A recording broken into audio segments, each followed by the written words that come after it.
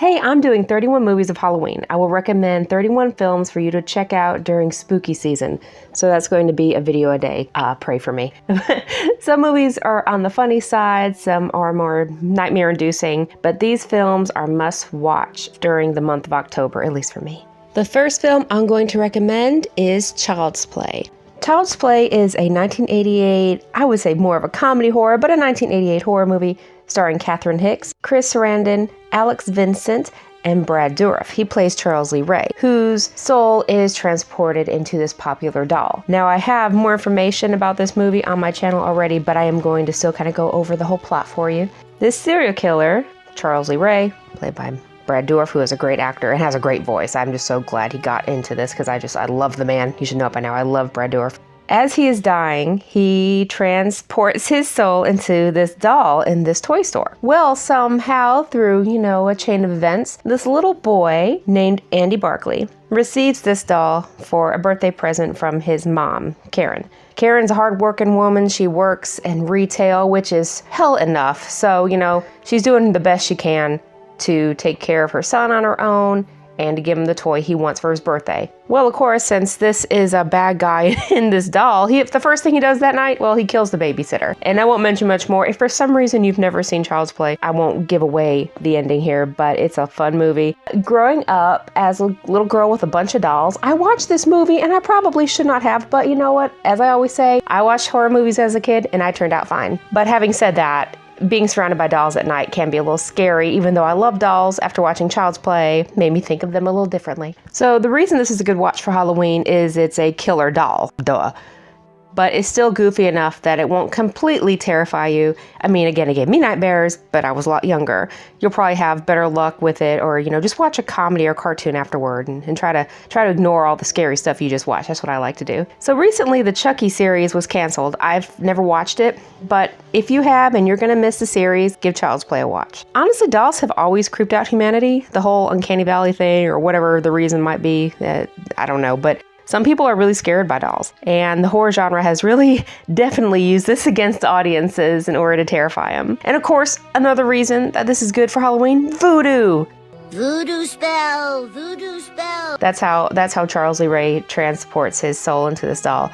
It's voodoo. So with its horror and some violent aspects, it's definitely a horror film, but it's also a great comedy as well. I mean, there are some great scenes to watch, and always made me laugh.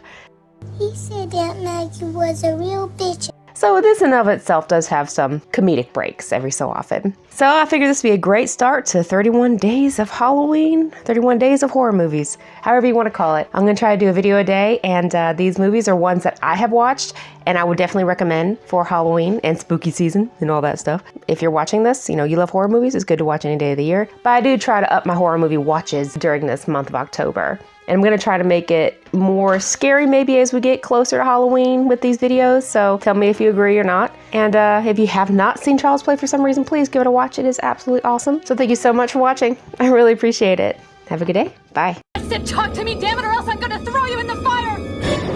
You stupid bitch! Welcome to my 31 movies of Halloween. Today I'm going to be talking about another movie you need to watch during the whole month of October spooky season, Critters from 1986. The science fiction comedy horror film that follows this group of ravenous aliens called Crazies. They escape an asteroid prison. Two bounty hunters are dispatched to find them on Earth. Now the bounty hunters, they're shape-shifting. They watch TV human beings watch, so they get an idea of what humans look like, and they're going to pick somebody to resemble so they can go on Earth undetected. One decides to be a rock star named Johnny Steele, a very 80s rock star. And then we meet the Brown family on a small Kansas farm. Jay, the father, and mother Helen, and the daughter April and son Brad. There's a mechanic named Charlie, and unfortunately for him, he was a baseball player, but Charlie has since become known as the town drunk and crazy guy because he claims that alien abductions are real and he can hear those messages through the fillings in his teeth. But you never know, as I always say. Now, what makes this film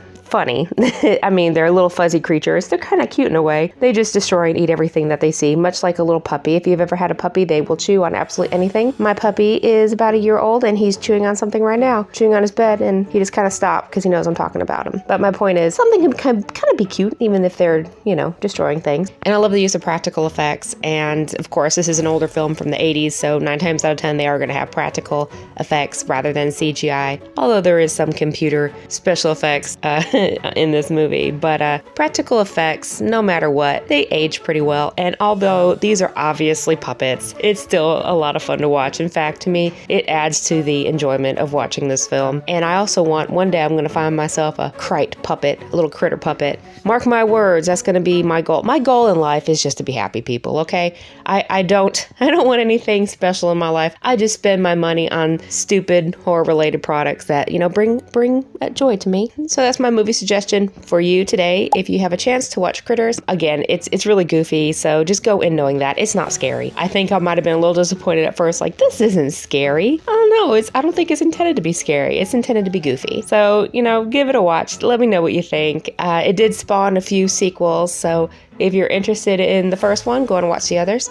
I believe Leonardo DiCaprio is in the third Critters. So that's my movie suggestion for you in this spooky season time. And let me know what you thought of my video and if you agree with anything I said about Critters, or if you thought it was really stupid. Hey, to each their own, but it's a fun watch. So thank you so much for watching. I really appreciate it. Have a good day. Bye.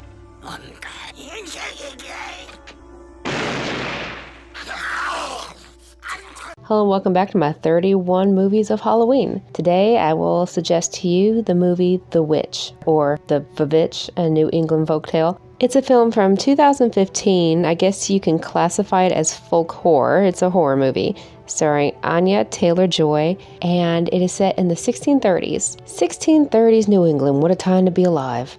The story follows a Puritan family who were kicked out of their village for being too extreme or for some religious differences. They eventually settle down in this plot of land and they pick out a spot, and that's their new home.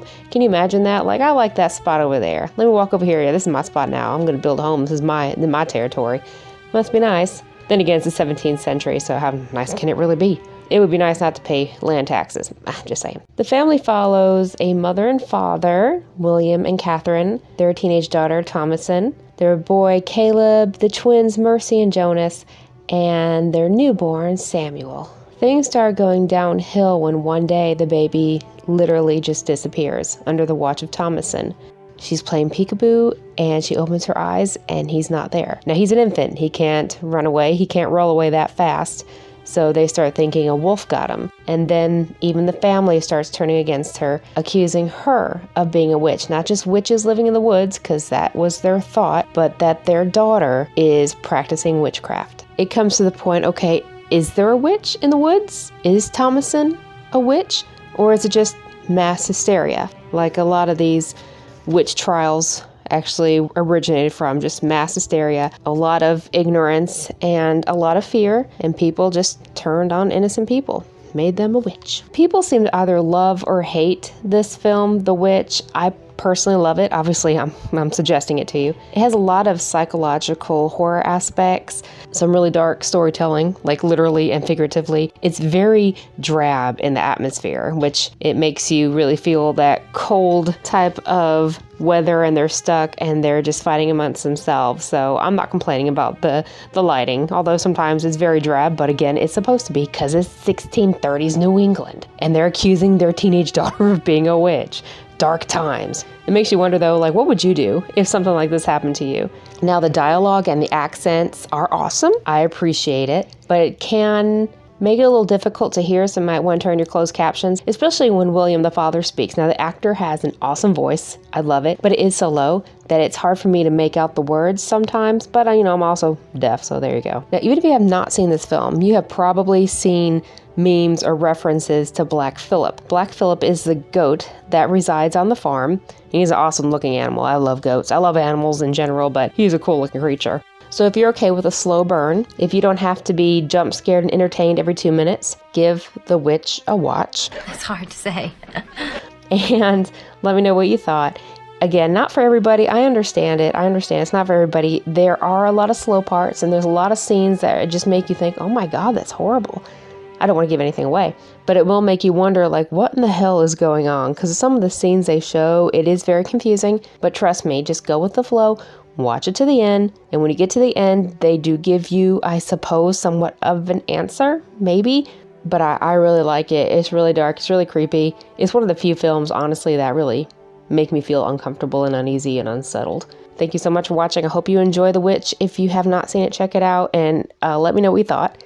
If you have seen it, let me know what's the best part for you. What part scared you the most? What part was the best part in the film? So thank you so much for watching. I really appreciate it. Have a good day. Bye.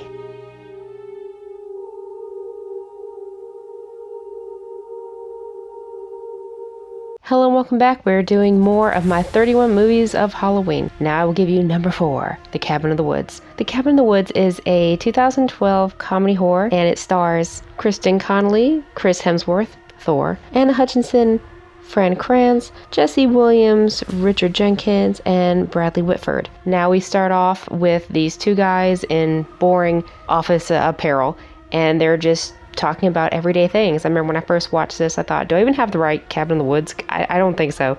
This is back in the olden days when I was renting movies through Netflix. It actually came in the mail, DVD form. We see the Cabin in the Woods and a loud scream, so it will jump scare you visually and audibly. Oh wow, I can't speak. It makes a loud noise.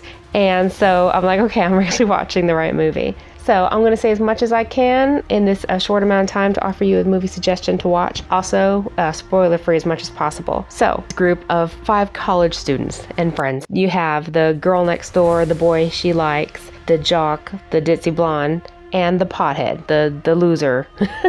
The loser of the group, but I will say he had the most common sense. Because, unbeknownst to them, while they're in this cabin, their environment and even they themselves are being controlled by underground laboratory. The guys we saw in the beginning, they actually work for this secret society basically. And everywhere around the world, they have their own little labs and they are manipulating people in order to appease the ancient ones. And I just love the take on this because if you are a slasher fan, there's always these stereotypical characters and moments and they do stupid things. And this film kind of explains why.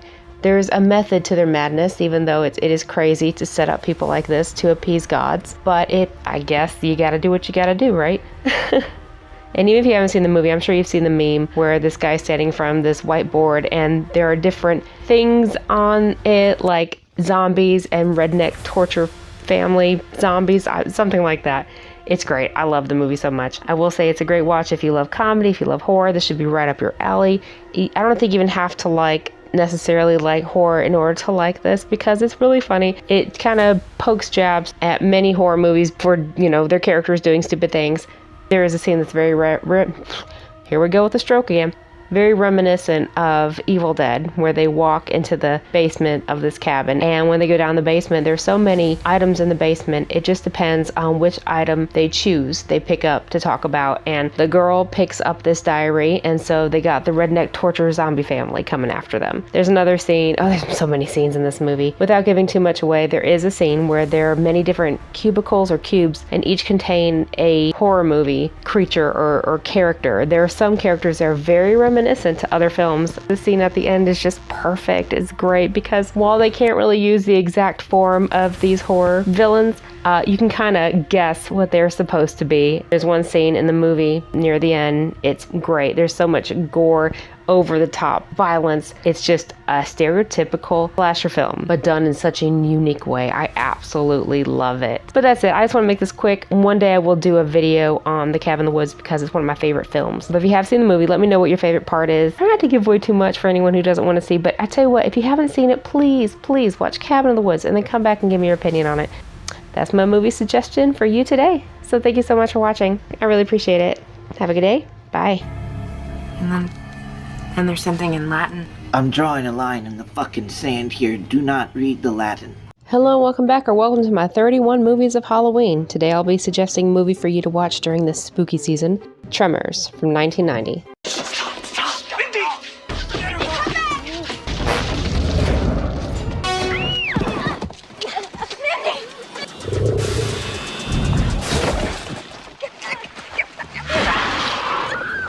Tremors is a 1990 comedy horror and stars Kevin Bacon, Fred Ward, Finn Carter, Michael Gross, and Reba McEntire. I don't think I've ever seen a couple that I thought deserved a series more than Heather and Burt Gummer. Survivalist preppers, conspiracy theorists a little bit maybe, but you know what? Hey, they come in handy. Kevin Bacon plays Val McKee, and he's a handyman. And Fred Ward plays Earl Bassett, Val's partner in the handyman business. They live in a small little desert town called Perfection, Nevada. People start disappearing or they're found dead, and they don't know why. They don't know what could have gotten to them.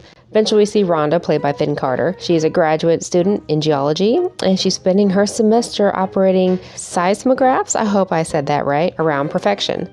And this is where she makes the connection. She has a machine that reads basically the vibrations in the ground. They discover that there's these huge worms living underground, and they go by sound. So if you're making a lot of noise, this worm will find you and eat you. It basically opens up its large mouth, and these like tentacles with smaller mouths, they come out and grab you and pull you in, and the worm eats you. Pretty scary. I remember watching this as a kid. Obviously, it scared me a lot more than now. Now it's kind of like, well, that's kind of goofy. But then if you think about it, that would be kind of scary. Now, Reba McEntire, as I mentioned, she is in this. She plays Heather Gummer, and she is married to Burt, played by Michael Gross. They are ready for everything and anything. And I think they were kind of like the characters. I think they're like, yes, we're ready for this. We knew this was going to happen. This is our time to shine. And they have weapons, ammo, explosives, TNT, just basically, little things, everything you need around the house. I do want their room. I mean, couple goals, right? Now, I think that those who will enjoy it will be people who appreciate like good comedy horror, good monster movies, good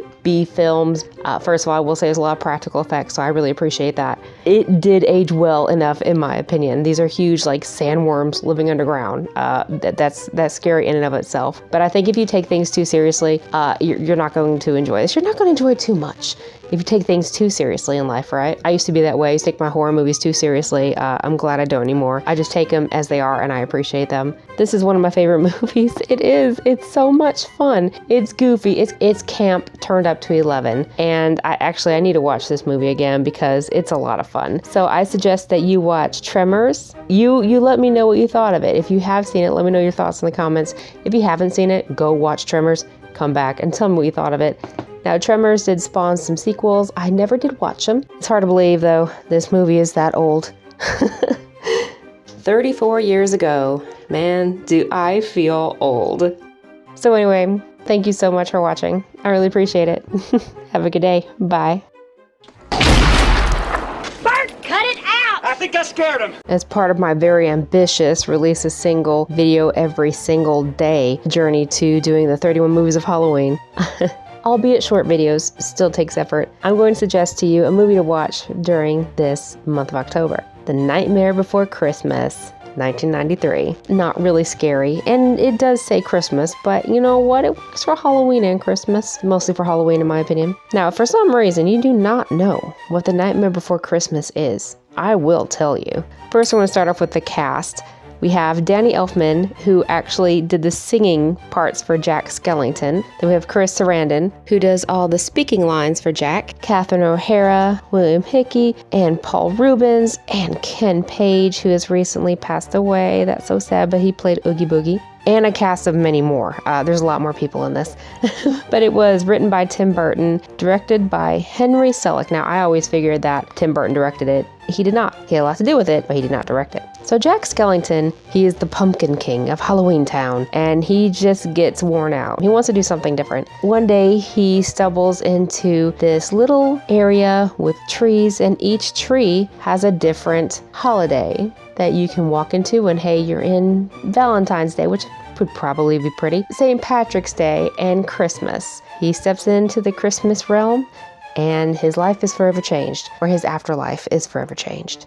I love the animation. It is actually done, stop motion, claymation, and it's a lot of fun to watch. It's a technique that not a lot of people still use nowadays, which I understand. Now, if you know anything about Tim Burton, he has a very unique look about him, but also about his films. It does have a certain atmosphere, and the characters all look very similar in a lot of ways. You can tell when it's a Tim Burton movie is what I'm trying to say. It's a musical too as well, but the songs are great, and so I'll let that slide. And Jack's ghost dog, Zero. How can you not love a ghost dog? There's a girl in town named Sally, voiced by Catherine O'Hara, and she's kind of pieced together. When she falls apart, she sews herself back up. You know what? Very relatable. I'm falling apart, I'll put myself back together. And she's in love with Jack. And the characters, oh, I love the characters. You see different horror movie related characters, Wolfman, the Mummy, witches, all that great stuff. And it's great because it's so dark and drab, because it's Halloween Town, of course. When Jack Skellington goes into the Christmas realm,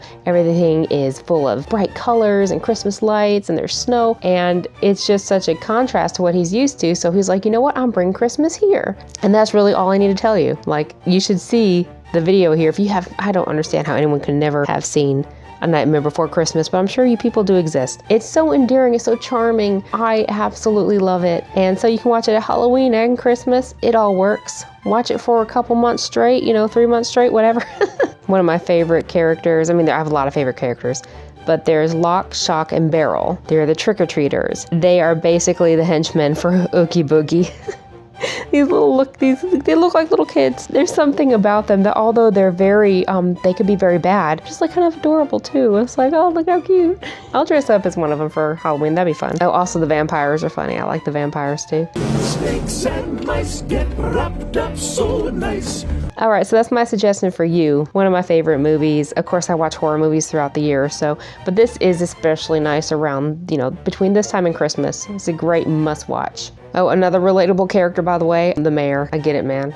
He's just emotionally unstable, okay? He's a stressed out human being. I guess he's human. I don't know, but I love the mayor too. So thank you so much for watching. I really appreciate it. Have a good day. Bye. I need to go over them with you so we can get started. Jack, please, I'm only an elected official here. I can't make decisions by myself. Thank you so much for being here. This is part of my 31 movies of Halloween, and today I'm going to suggest that you watch Beetlejuice from 1988. Now, I have a feeling a lot of people are going to be rewatching this 1980s classic because of the new Beetlejuice sequel, Beetlejuice 2 or Beetlejuice, whichever way you like to say it, which is a really fun movie, by the way. The film stars Michael Keaton, Alec Baldwin, Gina Davis, Catherine O'Hara, Jeffrey Jones, and Winona Ryder. Adam and Barbara live in this nice big country home in this little town. Unfortunately, due to an accident, Adam and Barbara plummet off of this little bridge in their car, went upside down, and they died. Well, their ghosts come back to the house, and they soon realize that they are in fact dead, and that they can't leave the house. If they try to leave, they end up in this sandworm pit, basically. So they're stuck there. Once again, unfortunately, their house is sold to a family, and they think, well, okay, they're ruining our home. Everything we put our money, our time, and our effort into, our home is being destroyed by this crazy woman who just has this very odd idea of art. But art is subjective, right? So they call upon the help of Beetlejuice, a bio-exorcist. He'll do whatever it takes to get these living human beings out of your home. And of course, this is a Tim Burton movie, so it's just very Tim Burton-esque. A lot of dark scenes, dark storylines, but really whimsical and fun too. A lot of bright colors. It's great visually. And of course, I guess some people have said this is a musical because there are some musical scenes due to the Deo scene. And at the end, there's a little bit of a musical number there. But the songs are fun. Yeah, so people around this table sing, but there's a really good reason for that, though. They're possessed. It's so much fun. I can listen to the soundtrack over and over again. And Michael Keaton's just awesome as Beetlejuice. Even though he's kind of really gross and kind of a jerk and creepy, there's something about him that you're just really attracted to. But it's great when you can have a character that's kind of sleazy, but also really magnetic. And then there's young Lydia Dietz, who is very strange and unusual. And I'm sure that we all felt like the outsider and the outcasts in our lives, especially when we're younger.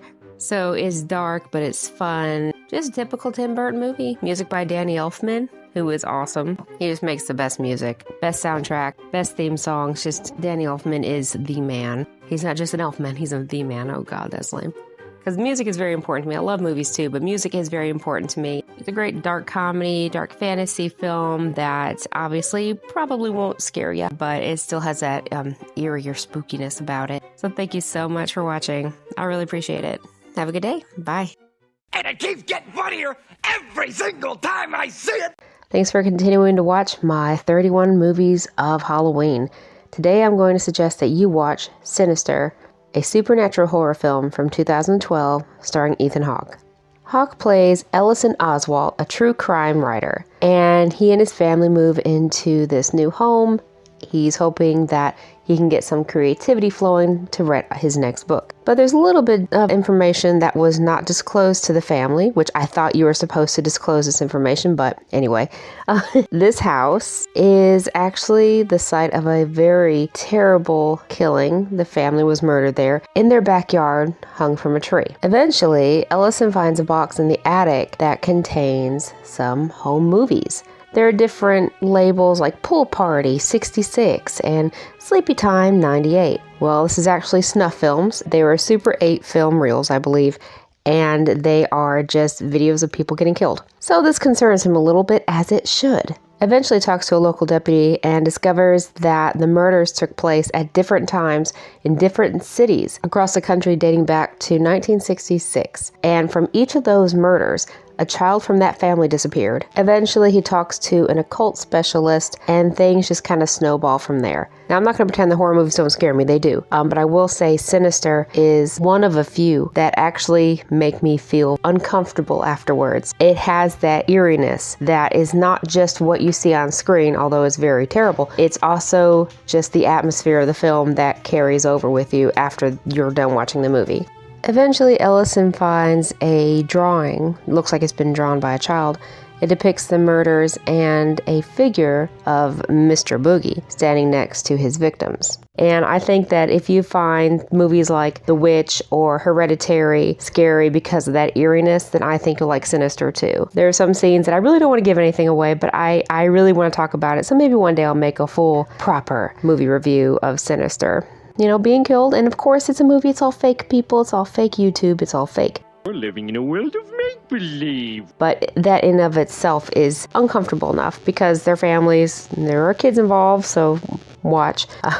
Having said that, I have not watched this film in a while because it does make me a little jittery afterwards. What did you think of Sinister? Did you like it? Did you think it was scary? What's your favorite part in the film, or your least favorite, as in what's the scariest part to you? So thank you so much for watching. I really appreciate it. Have a good day. Bye. Hello, thanks again for coming to my 31 movies of Halloween. Today I'm going to suggest that you watch Pumpkinhead. It's a 1988 horror starring Lance Henriksen. Now I do have a couple of spoilers ahead, so if you want to go in totally blind, this is about a big monster. Now, if you want some more details, just stick around. In 1957, Tom Harley waits inside his small cabin with his wife and his son, Ed. A man runs to his door and starts begging to come inside, but Tom refuses and threatens him if he doesn't leave. Then we see a young Ed watching through the window as he witnesses the man get attacked by a monster outside. Now we skip ahead to present day, and Ed Harley is now an adult, widowed father and owner of a small country store. Ed leaves his son, Billy, alone while he runs an errand, and a group of teenagers are out riding their dirt bikes on Ed's property, those damn kids, when they accidentally run over Billy. The boy dies. One teen is decent enough to stay with the boy until his father returns. The rider who killed the boy and his girlfriend run off while the others try to find a telephone. When Ed realizes his young son is killed, obviously he's heartbroken. And that part really is sad. You can really tell that he is just a broken man at this point, which I think everybody would agree that's pretty realistic. I just didn't expect to be so sad in the middle of a sci-fi monster flick. So Ed decides to see a witch named Haggis, and he wants to bring the boy back to life. She said, I can't wake the dead. So instead, Ed says that he wants revenge. The witch tells him that she'll help him, but warns him that vengeance comes with a terrible price. So she tells him to go dig up a corpse and bring it back to her home, which he does. The witch takes blood from both father and son to resurrect the corpse he brought back from the grave. The creature then rises as a huge, lanky, demonic monster called Pumpkinhead by the local people. Honestly, Pumpkinhead was a movie I put off watching for quite some time. I don't really know why. There's a lot of dark, supernatural moments, and as I said, there's a lot of practical effects. And the Pumpkinhead himself, the creature, does look pretty cool. And as I said, the scenes with Ed and his son after he dies is honestly really sad. At that point, you really can tell, well, Ed has nothing left to lose. So that's why he's doing what he does. And I suppose the moral of the story could be that vengeance isn't the most important thing, but you can't understand where the man's coming from. So give Pumpkinhead a watch. Tell me what you thought. It's a great 1980s creature feature, and I really highly suggest that you watch it during spooky season. So thank you so much for watching. I really appreciate it. Have a good day. Bye. God is the only thing that can stop what's out there, Kim.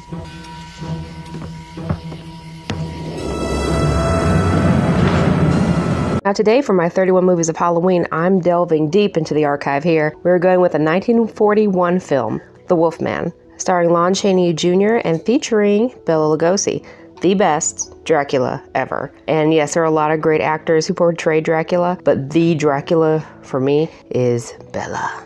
I will give you the basic plot because I cannot, unfortunately, show too much of anything Universal on YouTube. They will strike me down with a copyright claim so fast it's not even funny. Why can't I have nice things? But I will tell you the story of the basic plot of The Wolfman.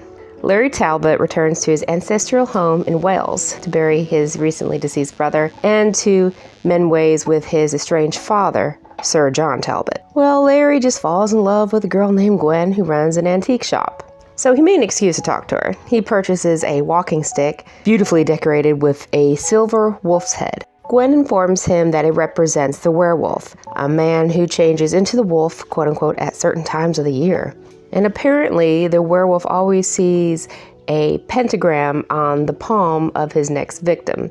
Now, Larry just keeps asking Gwen out. She keeps refusing. Now, Gwen just does not want to go on a date with Larry, but they do meet up. Gwen brings her friend, Jenny, to go to have their fortunes told. The fortune teller is played by Bela, and he sees the pentagram when he examines Jenny's palm, and he kind of freaks out a little bit and sends her away. While they're waiting their turns, Larry and Gwen take a walk. Then they hear screams from her friend Jenny, who right now is being attacked by a wolf. Larry tries to rescue her, does so by using his new walking stick, but he is bitten, and this is where the story really begins for Larry. Now, I will tell you, if you're not a fan of old black and white films, I understand. I am hit and miss with old black and white films. The Wolfman, for 1941 special effects. These practical effects, they are really, really good, especially for the time. But even nowadays, it holds up pretty dang well. The story's still great. There's great actors. This is back when actors could really act and not just be pretty faces. They had actual talent, in my opinion. And there have been, obviously, some wolfmen. Some movies about the Wolfman. There's been a few. Not as much as vampires. You know, vampires kind of took a turn and became sparkly for little girls reading romance books. It's the skin of a killer, Bella. But that's okay, to each their own. I'm just saying that there hasn't been too many werewolf movies. This is the epitome of a werewolf movie, and it is the best one that I have seen. So the acting, the special effects, all great reasons to watch. Do yourself a favor and watch the old black and white monster films. They are so much fun to watch, plus they are classics. It's one of those things that you just have to watch. There are many films out there that I have not seen that I need to. Maybe I will this sometime this month and get a little review out here for you. Lon Chaney Jr. is Lon Chaney's son. Lon Chaney was a great, I would say, character actor because he did his own makeup, prosthetics. He transformed himself into the character he needed to be in that film. The Wolfman is pretty much a staple for Halloween. When the moon is full, they turn to this wolf creature and they just go after people. That's the best way I can explain it in just a few seconds time. Movie recommendation for you to watch. Please check it out. It's so much fun. So thank you so much for watching. I really appreciate it. Have a good day. Bye.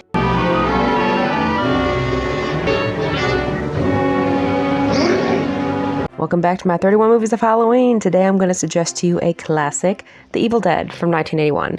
It's an independent supernatural horror film written and directed by Sam Raimi in his feature directorial debut, starring Bruce Campbell as Ash Williams. 5 college students are vacationing in a small cabin in the woods, and we always know it's a great idea, right? They find a tape, an audio tape, and when it's played, it releases demons and spirits. They really should have known there was an issue when the cellar trapdoor flies open out of nowhere. That really should have been, okay, we're not going down there. But no, they're going to investigate. Well, they start becoming these creatures known as deadites. They're kind of zombie-like, maybe possessed. They're kind of messed up, and it's kind of funny because one kind of turns into like a witchy character, and the other one is kind of like a possessed doll is what she reminds me of. So it's really out there. It's really, I would say, the horror film but it did start a franchise. So we had this one, The Evil Dead, and then we had The Evil Dead 2, which was kind of a reboot / sequel. I've always been a little confused by it because it seemed like there were some sort of references to the first one, but this is a different but the same. It's still a fun watch, and a lot of people think The Evil Dead 2 is the best film, and it may very well be. My personal favorite is Army of Darkness. It's out there. It's about Ash gets transported to medieval times and hilarity ensues. It's really funny though. That's where we get the boomstick. Yeah. This is my boomstick! Then we have the remake from 2013. I thought that one was really good. Took a bit of a darker turn. And then we have Evil Dead Rise. I'm not a fan. I have the review on my channel if you want to check it out. It just did not impress me. I'm sorry. And I used to take my movies way too seriously, and it had to be horror or nothing. But this really developed my love for comedy horror, made me appreciate it more. A lot of people won't get it, and that's okay. If you're not a big fan of the Evil Dead series or the original one, that's okay. It's not for everyone. But I really have to say, considering they're a smaller budget than, a regular horror movie, I think they did pretty well. And it has started a whole new genre of films, in my opinion. So that's it, and that's my suggestion to you. If you have seen it, please leave your thoughts in the comments. If you haven't, go check it out. It's one of those films that you gotta watch at least once. All right, so thank you so much for watching. Really appreciate it. Have a good day. Bye.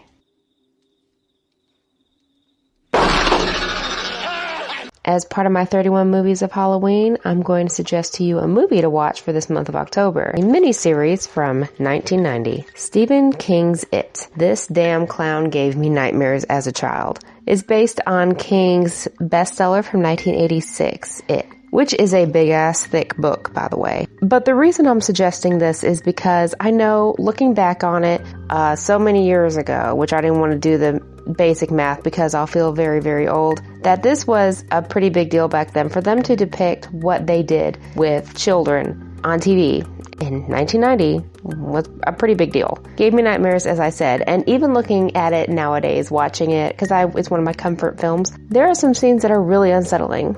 Now, if you have no idea what it is, I will give you the gist of it, according to the back of this DVD, because time is running short and I have to make a video for today, so forgive me. It can be anything. A fanged monster that won't stay on the movie screen, something evil lurking in the basement. No matter what your biggest fear is, no one knows it better than Stephen King. It is a jittery, jolting excursion into personal fear starring Harry Anderson, Annette O'Toole, John Ritter, and Richard Thomas. An evil force in a small New England town takes the shape of a clown, played by Tim Curry, who is wonderful. Absolutely adore him. But he's not clowning around. Oh, why am I reading this? It's so lame, but I'm going to read anyway. Instead, he terrifies youngsters and brings some to their untimely doom until some wily kids fight back. The evil resurfaces 30 years later, meaner, angrier, deadlier, and friends who vividly remember youthful terrors reunite to battle it. Is that the best description? I say not, but that's the hand you're dealt with right now, people. Be afraid! So yes, this creature feeds off fear, and apparently young fear tastes the best. Every time I watch it, it always makes me feel like a kid again because I remember how much it scared me. Again, you might watch it and say, oh, this isn't scary. Now, clowns are scary. You want a balloon, Ben? Clowns are unsettling. But I guess at one point in time, they were a kid's thing. Kids liked them. I never did. And probably because of this damn movie. No, what I do love about it, Pennywise, Tim Curry's Pennywise, is he's funny. He's actually goofy. And even though he's a terrible entity, if he weren't, he'd be fun to hang around with. And I would go into more detail about this, and maybe one day I will, but for right now, I'm going to suggest that you watch Stephen King's It, the 1990 miniseries, and I guess you can watch to see how easily people were scared back then. For me, the scariest part was probably in the beginning, with the little girl who sees it, and his expression changes from being happy and smiling to just having this sinister look on his face. That has always stuck with me for a very long time. What's your most memorable scene from It? Hope you enjoyed my little video here. I really appreciate it. Thank you so much for watching. Have a good day. Bye. They float. Welcome to my 31 movies of Halloween. Today, I'm suggesting Terrifier from 2016. Now, don't go away. If you already love Terrifier, you probably have already seen this film. If you are not a fan, you might be saying, oh my god, she's doing it again. She's talking about Terrifier and Art the Clown. Make her stop! This is just a suggestion for the month of October, you know, spooky season and all that. And the reason I'm suggesting this to you is not only because the third one came out, Terrifier 3. We also have Terrifier 2 from 2022. I'm not going to give away any spoilers. I made a whole video on Art the Clown up till this point, actually. Terrifier starts out with a woman interviewing a deformed woman. No, what about your attacker, Art the Clown? There's a lot of controversy surrounding his supposed death. And then the TV is kicked. We then see the woman talking on the phone to someone, discussing the interview, and she is attacked by the deformed woman. All right, and now we get into Terrifier. Two women are out after a Halloween party. One's dressed as a skeleton. That is Tara. One is dressed as a sexy scarecrow because that's what women do. And that is Dawn. They see a clown dressed up kind of like in a Victorian clown costume. And he's just staring at them. Menacingly! Then he disappears. So they decide that they're too drunk to drive. They go into a diner. So they're at the diner when the clown walks in, and he's just staring at Tara. He starts making some funny faces, flirting is my guess. Dawn is like, don't be worried about him. She goes over to him, sits on his lap, plays with his hat, pops it on his face, takes the selfie. You already have 8 likes. Well, Art is not too enthused by Dawn, but he gets up to a little quarter machine, which, by the way, he steals the change from the table left as a tip, gets a little ring out, and offers it to Tara like he's proposing. He gets up, goes to the bathroom, and Tara and Dawn are discussing it. Tara's a little concerned about that black bag in his seat. She's like, what's in there? Well, this is when they hear a commotion, and the manager pulls Art out of the bathroom and tosses him outside and throws his bag of goodies at him. Art makes art with his, I assume his own. It could be somebody else's, but I assume his own fecal matter. I know what you're thinking. This is nasty. This is gross.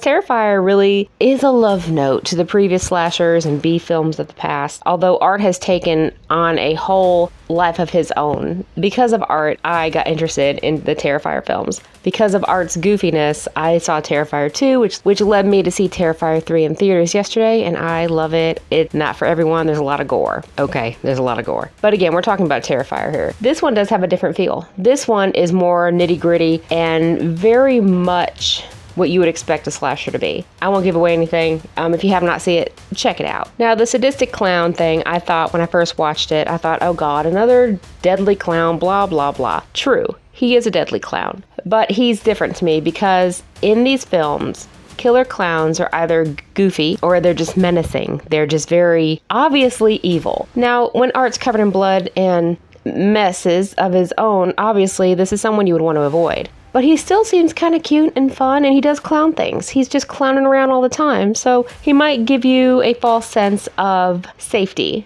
Now, there are other clowns like Twisty from American Horror Story Freak Show, my favorite season. Twisty is big and intimidating, and he looks scary. Art is a full-time clown who just likes to kill people. Now, there's different theories about what he is. If he was human in this one, is he possessed? Is he a demon? But watch Terrifier and tell me what you think. I have my own theory, which I won't give away right now because I don't want to give away anything. But I'm sure you know he does come back because there are sequels. So I don't think I'm giving away anything on that aspect. Now, when I say there's gore, there's a lot of gore. There's over-the-top gore. Keep that in mind. But the reason it never really bothered me that much is because I love practical effects. So the whole time I'm watching this, I'm thinking, I wonder how they did this. I wonder how they did that. In the film, Dawn is a little more carefree. She's the one who, is very outgoing. Tara is more like me. She looks at someone from a distance and she doesn't want to interfere. She doesn't want to interact. She wants to just, leave them alone or let's go. That's more like me. I'm not going to sit on a stranger's lap. I'm not doing that at all. Besides, I'd probably hurt them. But besides that, that's just not something I would do. So as far as the characters, I align more with Tara. And what I do appreciate is that Tara is a fighter. Give Terrifier a watch. It's good if you like the old slasher films, if you are either a fan or not a fan of clowns. Either way, I think it will work for you. So give Terrifier a watch. If you're up to it, give Terrifier 2 a watch, and Terrifier 3 is in theaters now. Art puts a new spin on the evil clown shtick, and I love it. There is a little bit of nudity, a lot of gore, and a lot of violence. On a scale of 1 to 5 in my imaginary slasher scale, I would say it's about a 3. So it's bad enough to warn you about in case you're sensitive to that, but not the worst thing I've seen, in my opinion. Just talking about my own personal experience of horror movies. So that's it. Watch Terrifier. Let me know what you thought of it and what you think of Art the Clown. So thank you so much for watching. I really appreciate it. Have a good day. Bye.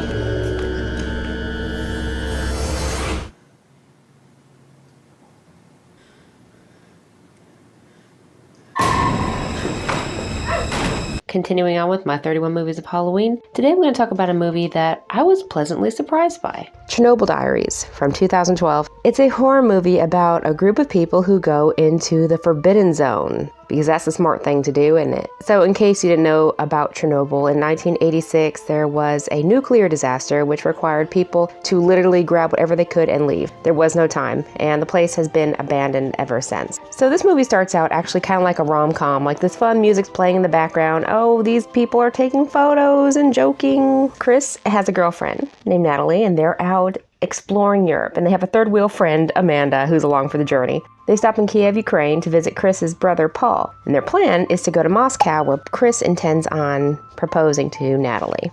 Paul suggests they go on an extreme tour of Pripyat, and if I mispronounce it, I'm sorry, but it's an abandoned town which is near the Chernobyl nuclear power plant. Chris doesn't want to go. He'd rather stay on course and go to Moscow, but Paul really wants to go. So the friends go and meet up with a tour guide named Yuri. And they're also joined by another couple, a Norwegian Zoe and Australian Michael. Don't mock my Australian accent. I think I hear a dingo eating your baby. You know that's a true story. Lady lost a kid. Yuri seems like a cool guy. He said he's done this before many times, taking people on extreme outings and all that to this area near Chernobyl, which again, insane, but to each their own. So Yuri and crew get into this van and they drive down this road. But they come to this roadblock. Yuri gets out and speaks with the guards, and they tell him he can't pass. So Yuri's like, well, we can't go this way. We're going to go another way. Yuri goes his special way, and he stops, and he gets out of the van and calls everybody to come to the small river. He puts his hand in, and he acts like it's being attacked. And he jumps up. It's a joke. It's a joke. It's jerky. Jerky, you jerk. Jerky, you jerk, says the Aussie. Wallaby, kangaroo, Vegemite. I would love to visit Australia one day. You guys have cool accents, okay? I'm doing my best. So they all get a good laugh, and they notice this deformed, mutated, weird-looking fish. It appears to be dead, but it moves. I would take this as a sign that we should not go any further, but of course they're like, you know what? Let's keep going. We already made it this far. So Yuri and the people stop at this small park with some rides. They take photos of buildings and apartments and the windows in the apartment. When they're inside one of these abandoned buildings, which again, everything is just as they left it, after years of having to run at the very last minute. While everybody's taking photos and talking, Yuri's off to the side and he notices like some smoldering ashes and he kicks it over with his foot and he said, you know, it's getting dark, we got to get going. Oh, that accent sucked. That wasn't even good. You sicken me. But he said it's getting dark, we better get going. And that's when they hear a noise. And they look down the hallway, this huge bear runs out.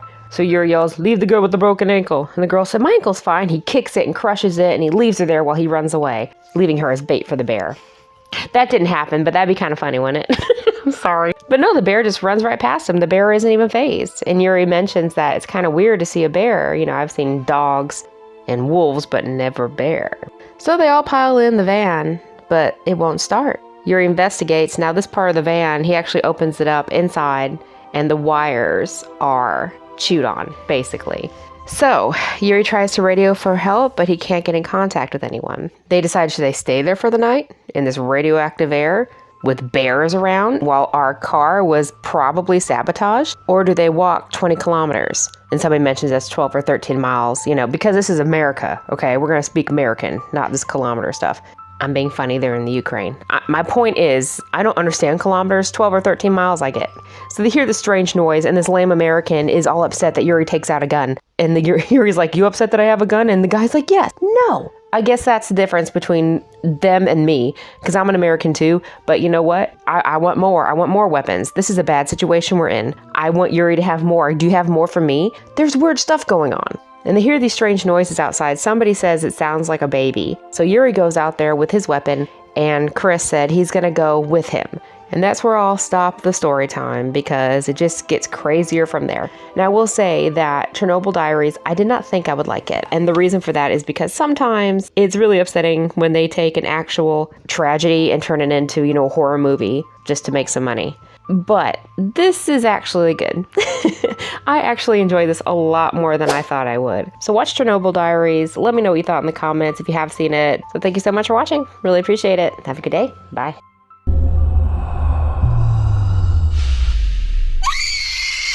Another day, another movie for 31 Movies of Halloween. Today I'm going to suggest a movie that I actually have done before on my channel, but I'm going to bring up a few other pointers here. A Quiet Place, 2018. Now, in case you have not heard of the Quiet Place franchise and was unaware that the third film came out this year, A Quiet Place Day 1, I will give you the gist. Some creatures come down from comets and they will attack and kill anything that makes a noise. Anything or anyone. These are aliens that have come down from the sky in what looks like comets. Any step, any pop, any breath, anything, they will come and attack you. No rhyme or reason. They're just killing machines. So in the first one from 2018, we are introduced to them, and we follow a family on a small farm who have, well, who have 2 kids and 1 on the way. They did have 3. Awkward. They lost one, so the wife got pregnant again because she's that smart. Dumbass. I'm not really giving anything away here because that was shown on all the trailers that this kid does get taken. They also have a daughter who's deaf, so that brings in a different aspect. At least they can communicate without speaking. So that brought up a different situation, and that was pretty cool. And she is a good actress too. The creatures, the aliens, they are very similar looking to a Demogorgon from the Stranger Things. Sometimes I get them mixed up when I think about if I see one on TV or see it in an ad, I'm like, oh yeah. I do get them confused sometimes just for a split second. I mean, I can't tell the difference. They are that different. They have armor on them, but the armor opens up so they can use their supersonic hearing to attack. I think this will be good for people who like creature features, who are interested in monster movies. Probably not so good for the people who delve a little deeply into horror movies. You can't take horror movies that seriously sometimes because when you think about it, okay, they have a field of corn. How do they plant that corn? How do they till it? How do they get the corn off the stalk? Because that is pretty loud. They have no machinery because these creatures would come and attack. If you think too deeply into horror movies, you probably won't enjoy it because you'll be like, that makes no sense. That makes no sense. How did they do this? It's a movie, and I've learned to not take my movies so seriously. I used to, especially horror movies. If it didn't make sense, if it wasn't terrifying, absolutely terrifying, then it wasn't a horror movie. I don't want to say I was stuck up about horror movies. I was just very, very serial about my movies, okay? I'm super serial. But now I've learned, just go with the flow. Enjoy it for an hour and a half, 2 hours, however long it is. Get lost in the fantasy that is horror. The creatures are very scary though. They are unique looking, even though I said they look like a Demogorgon. A lot of horror movies don't take out the kid, but this one did it within a few minutes. And one of the things when I say don't be nitpicky, this is something I'm gonna nitpick too, but not seriously. It's more like, why would you do that? You have the youngest child in back. No one's watching him. He could have been up front with a mother, and as a matter of fact, he should have been up front with a mother. But no, that was a bad setup. That was set for failure. But besides that, like I said, and it is fun. The second movie's still good. It's the ending is, I don't want to give anything away on the second one, but there's a second and third one. They are worth watching. I saw the third one, day 1, which I also have a review on. I have everything except for the second one. I guess I need to do that one day. The third one I really like because it had Joseph Quinn, and that's going to win me over every time. He's just so freaking adorable, like a puppy. I said it before and I'll say it again. Joseph Quinn is my puppy, okay? The aliens are pretty cool. So that's my suggestion for you. If you want information on 1 and 3, check out my channel. I do have to do a second one. I have to do a review on the second one sooner or later. Thank you so much for watching. I really appreciate it. Have a good day. Bye.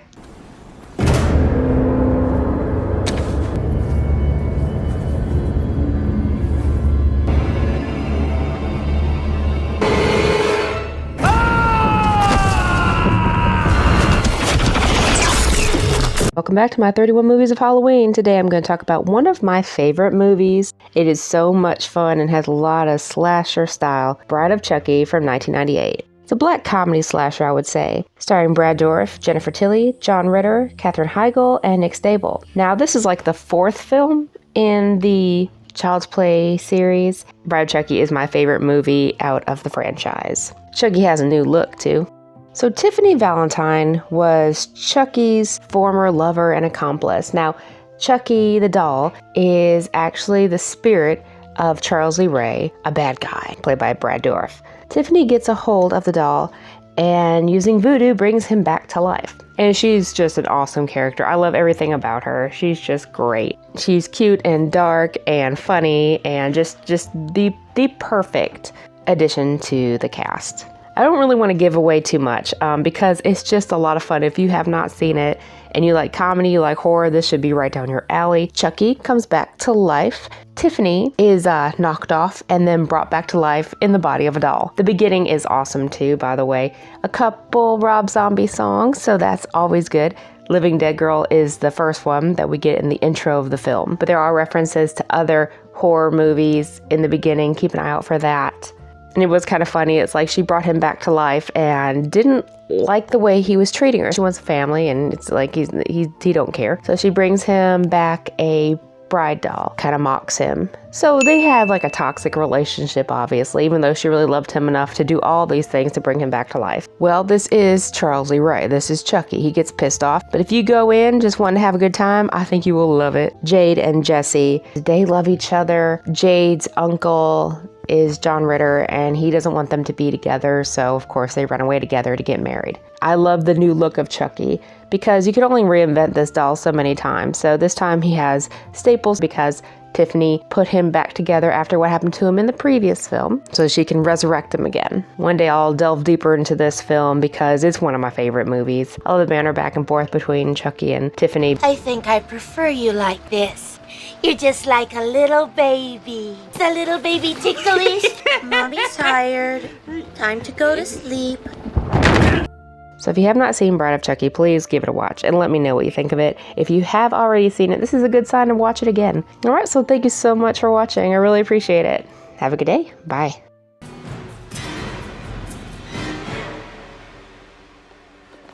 Rude fucking doll.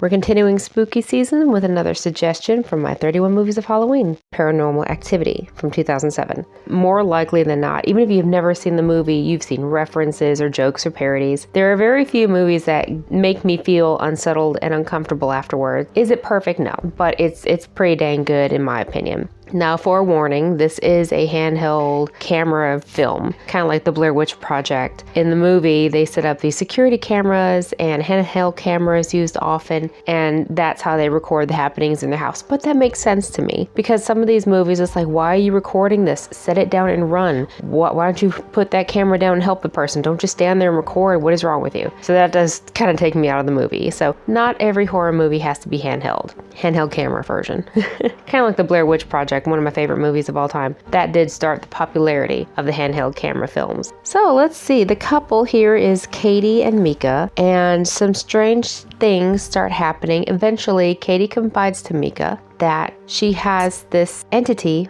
following her around since she was a little kid, and she doesn't know why, but it just kind of haunts her and torments her. So Mika decides, you know what, I'm gonna put up some cameras and we're gonna see what happens. Now, the first few times something happens that they catch, it's mostly just Katie being weird. Like, she gets out of bed, just stares at him while he's sleeping. She'll go downstairs and Mika will find her just swinging on the porch, and she doesn't know what she's doing there. There are so many times. There are so many times like, Mika, you're just an ass. Because he doesn't take what she's saying seriously, even though he should, obviously. There's even one scene where he brings out a Ouija board. That damn Ouija board, what do I say? Never touch those things. Hands on the Ouija board, everybody. What the hell are you doing, Mika?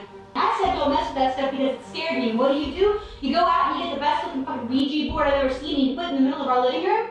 Paranormal Activity is not the reason that I don't touch Ouija boards anymore. There are other reasons, one in particular. Is it Captain Howdy? Now, whether or not you believe in ghosts or demons or whatever, you know, you're going to have a different feeling about this. If you think it's just ridiculous, you probably won't be unsettled by this. But there are a few scenes that are just so simple. So what you all need is a crucifix. That is freaking terrifying. If you want everything to be tied up and perfect, you probably won't enjoy this as much as I did. And I'm sorry if you don't love it as much as I do. Some people hate it. I love it. You might be in between. I think it's pretty good, and I love the practical effects. There aren't any overly done CGI effects. It's very basic and simple. So thank you so much for watching. I really appreciate it. Have a good day. Bye. What picture? No, look. How come my face is scratched? It's here. What's here? What? Continuing on with my 31 movies of Halloween, today I'm going to suggest that you watch Ghostbusters from 1984. Now, I know this is not actually scary, except when I was a kid, some scenes did kind of freak me out, but this is more lighthearted. This is going to be a more lighthearted video, okay? Now, if for some odd reason you have never seen Ghostbusters, first of all, what is wrong with you? Second, I will give you the gist, but third, what is wrong with you? I'm sorry, I'm not trying to make fun. I just don't understand how you could not have seen Ghostbusters by now. It's been 40 years, people. Basically, a group of guys get together and form their own ghostbusting team in New York City. They become well known by the citizens, and they get their next client, Dana, played by Sigourney Weaver, after she had some weird instances in her home. Things like eggs popping out of the carton and frying on the counter. Oh, and a creature in her refrigerator that yells Zool. That would be a little disturbing. I would be curious if there was some sort of portal to hell in my refrigerator, or I have a brain tumor. It looks like a vortex, a gateway into another dimension. Ooh, a vortex. Judge. Quit throwing your garbage into our dimension. Either way, you should get those things checked out. The movie stars Bill Murray, Dan Aykroyd, Harold Ramis, Rick Moranis, Annie Potts, and Sigourney Weaver. They have this high-tech, nuclear-powered equipment to actually capture the ghosts. Obviously, they're CGI to the best of their ability in 1984. A lot of special effects, computer effects, but they also had a lot of practical effects, like Slimer was actually this big puppet that they just kind of spliced into the film, so he looks transparent. I'm a little biased since I love it, but it is near perfect, I'll say. I always wanted to have the Ghostbusters as friends when I was a kid, and I still want them as friends. Nerd! Obviously, this has made a few sequels or remakes or reboots. There was a Ghostbusters 2, which is pretty good. There's a lot of memorable scenes in that film as well. And it's rare that I like a sequel as much as the original, but Ghostbusters 2 is almost as good as the first one. Then there's the Ghostbusters with the all-women cast. Never seen it, don't intend to. Then we had the remake of Ghostbusters. Well, it's not really a remake because they did bring back the original actors, so it might be a reboot. Then there was a sequel to that one. As you know, Hollywood will continue these things for on and on. Instead of just enjoying the old classics, but that's okay, I'll forgive them. But the ones with the kids, that was entertaining. I think this will be a movie for people who love comedy horror, and the humor is great. Some great comedians, a lot of funny scenes. Dogs and cats living together, mass hysteria. This is where we see the Stay Puft Marshmallow Man, who was not actually a real character. It was something they made up for the movie. I didn't find that out till I was way too old to even care, but I did. I was like, I thought that was real. Bill Murray, Dan Aykroyd, some of the best comedians back in the day. And I always thought that it was kind of funny that Bill Murray was such a ladies' man in the movie. But, I mean, I don't know. I'm more of a Steve Martin person, so. But he's still great in Ghostbusters, do not get me wrong. One day I'm going to go in depth with this movie and do a real review, but right now I'm just going to offer it as a movie suggestion for you, spoiler-free, so you can sit back, relax, watch Ghostbusters from 1984, and just have a good time. So thank you so much for watching. I really appreciate it. Have a good day. Bye. Continuing on with my 31 movies of Halloween, up next is one of my favorites, Shaun of the Dead from 2004. It's a comedy zombie horror film. Z-word, don't say it. The perfect mix of zombie and comedy. Absolutely love it. 29-year-old Shaun is not having the best time as a retail worker. I mean, who is? Am I right? Welcome to Costco. I love you. Welcome to Costco. I love you. He's an electronics salesman who is mocked by his younger co-workers. You got red on you. He also has a strained relationship with his stepdad, Philip. He's been in a long-term relationship with his girlfriend, Liz, but forgets to make a reservation at a restaurant for their anniversary. Soon after, Liz dumps Shaun for not taking anything seriously and is disappointed in his lack of motivation. Wallowing in self-pity and pints at his local favorite pub, the Winchester, with Ed, he gets drunk and unknowingly passes by a couple zombies on the way to their home. Once they make it home drunk, they start playing some music, and their roommate, Pete, runs downstairs and puts a stop to their record playing because he's tired and he had a hell of a day. Everyone at work called in sick. And to top it off, Pete got bit by someone who he thinks is a mugger. Pete tells Shaun to grow up and insults Ed. And the front door is open again! Now, one of my favorite scenes is when they realize there's a girl in the garden. In the garden, there is a girl. So they go out to see what her deal is. They think she's drunk, so they don't really see her as a threat until she starts pawing at Shaun. And then he pushes her. She falls back onto this metal thing sticking out of the ground. It looks like maybe an umbrella stand. Anyway, she pulls herself back up, and she now has a hole in her torso. That's when they realize, okay, something is wrong. Later on, she is joined by another man outside who is also a zombie. They're watching the news, and they realize something bad is going on. Ensure all residences are secure with all doors and windows firmly locked and Shaun of the Dead is a perfect combo of comedy and zombie horror, and Shaun of the Dead is one of my favorite movies in general, but it's a definite must-watch during this month of October. So many quotable quotes, too. I probably repeat a saying or phrase from this movie every so often. There's also many callbacks to iconic horrors of the past. We're coming to get you, Barbara! Even Shaun of the Dead is a play on the movie called Dawn of the Dead. Now, you don't have to love horror in order to love Shaun of the Dead. It's a great comedy as well. It's not too dry, as most British comedies are, but it is your standard British comedy. Funny and smart, and just a lot of goofiness and off-the-wall stuff. And it has some heart, too, of course. There are some touching scenes, as well as iconic, insane scenes. I love zombies too, not in the way like Tina from Bob's Burgers loves zombies. I might have mentioned this before. She loves them in a totally different way. I really like zombie films. But if you have seen Shaun of the Dead, let me know some of your favorite phrases in the comments. And if you have not seen it, check it out. I promise you that if you have a good sense of humor, you will like this. So thank you so much for watching. I really appreciate it. Have a good day. Bye. How's that for a slice of fried gold? Yeah, boy! Continuing on with my 31 movies of Halloween, today we're going to talk about The Crazies from 2010. The Crazies is actually a remake of the 1973 film of the same name and stars Timothy Olyphant. In a town in Iowa, resident Rory interrupts a local baseball game, entering the outfield with a shotgun. As according to Wikipedia, who's going to aid me in this video because I am tired. I'm going to give you my opinion. I'm just going to read this a little bit. Sheriff David Dutton attempts to dissuade Rory, but is forced to kill him when he raises his weapon. David's wife, Judy, the community doctor, of course, notices another resident, Bill, exhibiting bizarre behavior, including lifeless and repetitive speech. You got any plans this weekend? She worries too much. I'm fine. That night, Bill locks his wife and son inside their farmhouse and sets it on fire. There's a lot of different things that happen. They are not zombies, but something happens where they just kill. It seems like this is probably a pretty realistic version of what would happen if something like this were to happen in real life. There is a discovery made that their drinking water has been contaminated, and that is what is making people go crazy. Hence the name The Crazies. Now, as I say, it's not, I repeat, not a zombie movie, but zombie movies, zombies are my thing. But this is kind of reminiscent of zombies. There's a lot of governmental stuff, a lot of things that are being kept under wraps, a lot of things are trying to sweep under the rug. I guess you can also say it's kind of a slasher too, because there's a lot of unique kills in this. There's a lot of gruesome stuff shown. So if for some reason you're a little iffy with blood, I feel like Marge. You have sensitive children. Maybe you should tuck them into bed early tonight instead of writing us angry letters tomorrow.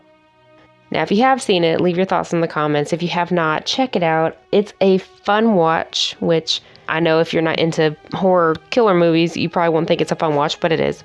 For weird people like me, I guess. But think about this small town, everybody's turning into violent killers. Quite unsettling. So that's it. That's my movie suggestion for you, The Crazies from 2010. Thank you so much for watching. Really appreciate it. Tell me what you thought of this film. Have a good day. Bye. Is he dead? Well, if he is, he won't mind waiting.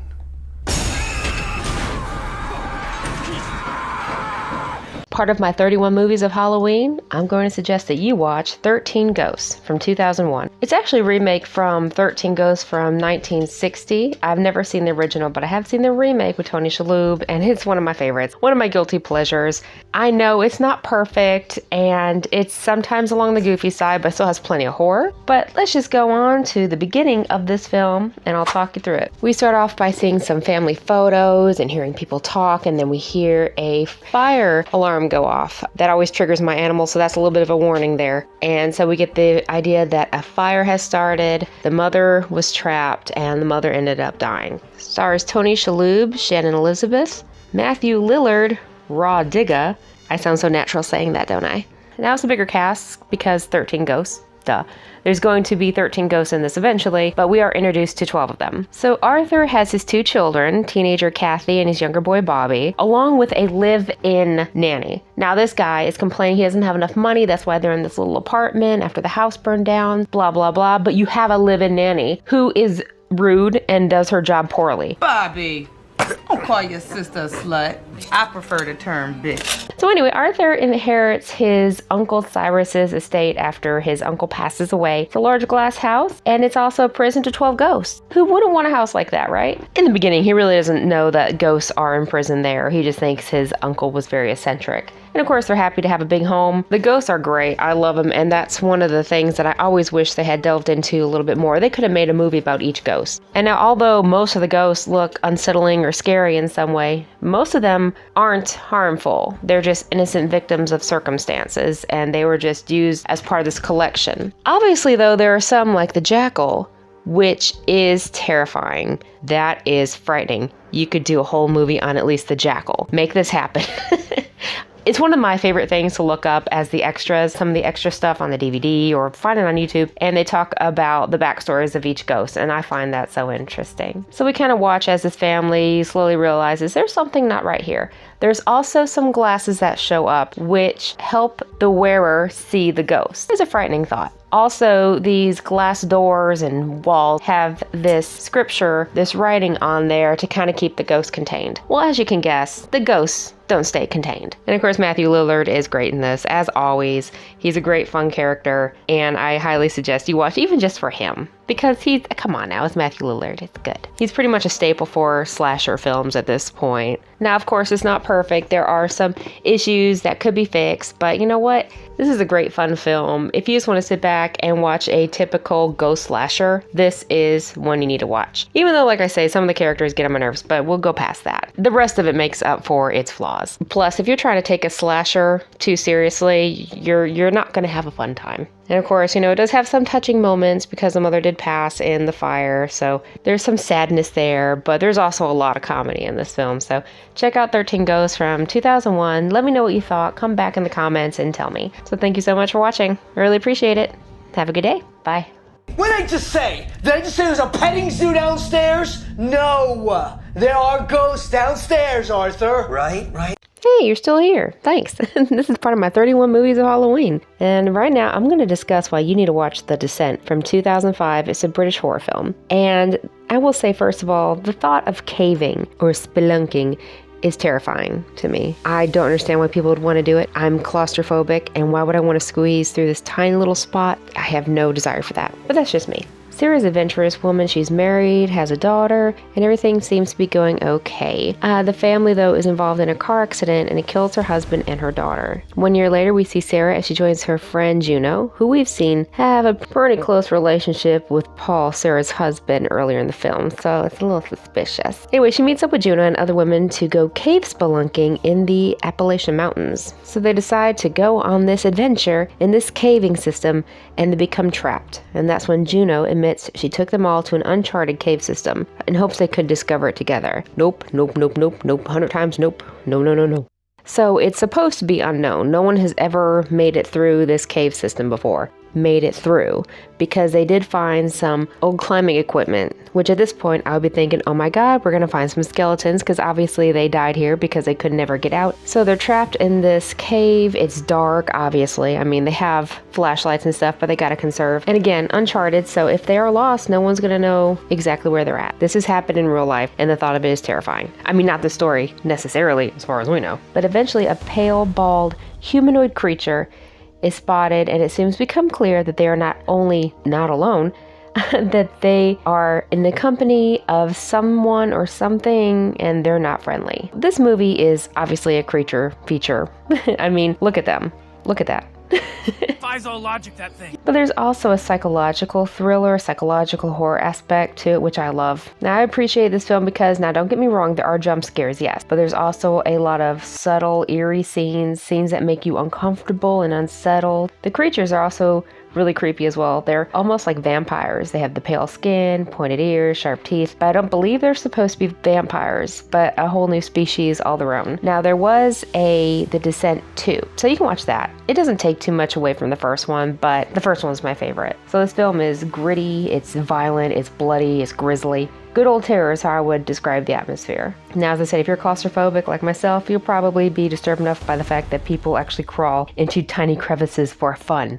For fun? Why? That's terrifying. That seems absolutely, I can't even speak right. I'm so upset. Absolutely dreadful. Then to top it off, you're trapped in this cave with bloodthirsty creatures, and that's why I will never go spelunking.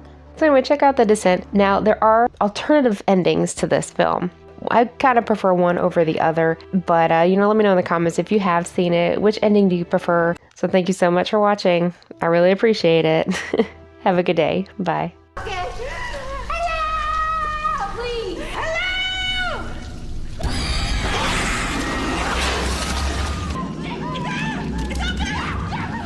Hello, part of my 31 movies of Halloween, and now I'm going to talk about a movie that I really like, Cloverfield from 2008. Now, as I have before, I'm going to take a page. I'm going to take some inspiration here from Wikipedia because, as I said before, I'm tired. These 31 movies of Halloween is kicking my ass, man. I'm doing the best I can between responsibilities and work, but I love creating content. It makes me happy. So I'm doing the best that I can. This is a personal challenge, and thanks for sticking around and watching my other videos. I really appreciate it. But again, I'm taking a page from Wikipedia, so thank you, Wikipedia. So, we'll start off how the movie starts off. The footage from a personal camcorder is recovered by the U.S. Department of Defense in the area, quote-unquote, formerly known as Central Park. Ooh, scary. What happened? Bearing a disclaimer stating multiple sightings of a case designated Cloverfield. The camera contains 2 sets of recordings mixed together. The earlier footage, recorded on April 27, 2008, shows Rob Hawkins walking up with Beth McIntyre in her father's apartment above Columbus Circle before embarking on a date across New York City and Coney Island. On May 22, 2008, Rob's brother Jason and Jason's girlfriend Lily Ford throw a farewell party celebrating Rob's new job. Jason gets Rob's best friend Hudson Hud Platt to film testimonials for Rob during the party. Beth, whose feelings are hurt because Rob never called her back after their one night together, brings another man to the party. Beth and Rob argue, and she leaves shortly before a massive earthquake occurs, causing a brief citywide power outage. The local news reports a capsized oil tanker near Liberty Island. From the roof, the partygoers witness an explosion in the distance and flee as flaming debris flies in their direction. So people are just scrambling, trying to get out, trying to figure out what's going on. And this is a handheld camcorder deal, so this is all seen from the point of view of this one guy who's playing cameraman right now. And he's pretty funny. He's the jokester of the group. He brings a lightheartedness to it. So basically, they're caught between the battle of the creature and the military. They have to hide from the creature and the explosions from the military. There's also a scene where these creatures, kind of like spiders in a way, they're huge to us, but they're basically like fleas coming off of this big creature in the city. So you have this huge creature and little creatures falling off of it. It's just pretty horrific. Even though it is scary, I do kind of say it's my guilty pleasure because it's a sci-fi horror, I suppose, because the alien aspect to it. And there's a lot of humor in it. Basically, it's just this group of people trying to trek back to this apartment, trying to find his girlfriend. So needless to say, this is a lot of explosions, a lot of turmoil, a lot of terrible things happening, destruction, dogs and cats living together, mass hysteria. Somewhat of a sequel, 10 Cloverfield Lane, which I absolutely love. That has a totally different feel from this film. But Cloverfield is a lot of fun, a lot of destruction, a lot of running. So as long as you don't mind the handheld camera thing, it never really bothered me. I'm not everybody. I do have a very sensitive reaction to motion sickness, but it never really bothered me in that way. So that's it. That's my suggestion for you. Watch Cloverfield. A lot of fun. Give it a watch. Let me know what you thought of it. It's not for everybody. I totally get it. It's not perfect, but it's okay. It's a monster movie. It doesn't have to be. So thank you so much for watching. Really appreciate it. Have a good day. Bye.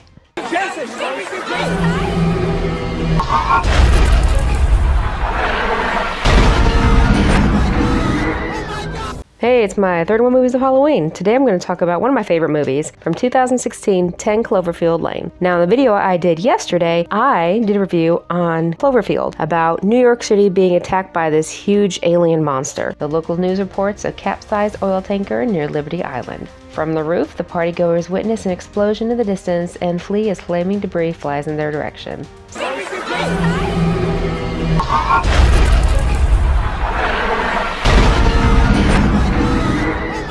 10 Cloverfield Lane stars Mary Elizabeth Winstead, John Goodman, John Gallagher Jr. What? And I just found this out. Bradley Cooper does the voice for Ben, which is Michelle, played by Mary, her boyfriend. So this girl named Michelle, played by Mary, leaves her apartment kind of on a whim after she gets in an argument with her fiance Ben. So she decides to go out driving at night. She drives through a rural area, and then she hears reports on the radio about blackouts in different cities. Nothing to really be alarmed about normally, right? Then all of a sudden, her car is struck off the road, knocking her unconscious. She wakes up to find herself chained in a bunker. John Goodman plays her captor. He's an older man named Howard. He unchains her and explains he saved her life by doing so. There had been an attack that left the air outside poisoned, and if anyone or anything breathes it, they will die. So it takes her a minute to even believe anything he's saying, which she really doesn't even believe that what he's saying is true, but she doesn't have much of a choice. Howard decides to give Michelle a tour of his bunker. She also has another man named Emmett. I don't think she really fully believes Howard until she looks out of this little porthole of the outside door, which is a whole process. There's 2 doors to get to the outside, but she looks out the window and sees 2 dead pigs outside. So Howard said, this is what happened when you go outside and breathe air. So they're safe inside this bunker underground. He has a whole system going, which I would love to have that bunker. I don't believe, I'm not a crazy, right? YouTube, don't shut me down. I'm just saying, he's got a good system set up there. Seems pretty decent. I don't want to give too much away because it's a great film, and it's really always fun to see John Goodman play the bad guy. The only time I ever think I've seen him play the bad guy before was in Oh Brother, Where Art Thou. It was Big Dan. I'm good, Big Dan. I love John Goodman though. He's such a great character, and I thought he can't be creepy in this film. He's Dan from Roseanne, but he's really good. He's really good at being creepy and will make you guess till the very end exactly what's going on. And I know they made some sort of sequels to this. You need to watch it. I'm sorry if I gave too much away. I apologize, but you do need to watch it. Be sent on the roller coaster of emotions, not knowing who to trust, not knowing if you can trust even what you see yourself. So I absolutely love 10 Cloverfield Lane. Great actors. Not too many actors, as you can see. The main characters are 3 people. And I also have that bird. Not actually from the movie, but I have that same item in my house. So I'm like, ooh, look at that. We got that. All right, so that's my movie suggestion for you today, 10 Cloverfield Lane. I love it. Let me know what you think in the comments. So thank you so much for watching. I really appreciate it.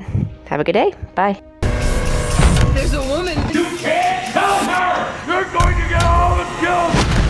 31 movies of Halloween, people. We're getting near the end. Thank you for sticking around. Now, this next movie, I'm going to suggest that you watch it, especially if you love slashers, because it's very much a slasher. American Psycho from the year 2000. It's actually based on a 91 novel by Bret Easton Ellis. Stars Christian Bale as Patrick Bateman, Willem Dafoe, Jared Leto, John Lucas, Chloe Sevigny, Samantha Mathis, Cara Seymour, Justin Theroux, and Reese Witherspoon also plays a role. I've read that it blends horror and black comedy to satirize 1980s yuppie culture and consumerism. That's what Wikipedia says anyway. But it's based in 1987. An investment banker, Patrick Bateman, spends most of his time dining at very popular restaurants and trying to impress everybody and keeping up with the Joneses. But he does have a great self-care. He takes care of his skin, he takes care of his body, he takes care of himself. You know, treat yourself. He even has a fiance played by Reese Witherspoon. He's also obsessed with business cards. He finds that a social status or a symbol of how well you're doing in life. I can't believe that Bryce prefers Van Patten's card to mine. But you ain't seen nothing yet. White. Let's see Paul Allen's card. Look at that subtle off-white coloring. The tasteful thickness of it. Oh my God. It even has a watermark. He gets a little jealous. He's enraged by Paul's card.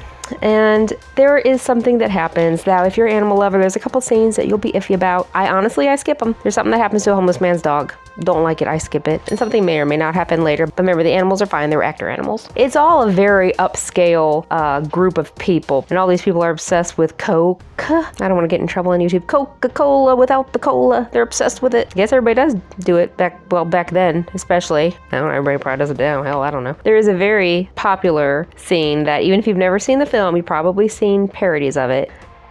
Huey released this. 4. They're most accomplished now. Hip to be square. It's also a personal statement about the band itself. Dafoe plays Donald Kimball, and he did his roles twice. Anytime he had a scene, he did it in two different ways. One was believing Patrick, one was not trusting him. So when they spliced the scenes together, it made you question, does he believe him or not? And to me, this film is also a psychological thriller because you just don't know what to think. I think if you see this movie with someone, you both are going to come out thinking two different ways. So that's it. That's my suggestion for you. You got to watch American Psycho. Not for everyone, a lot of blood, a lot of gore, but one of my favorite films. It's very fun to watch. So thank you so much for watching. I really appreciate it. Have a good day. Bye.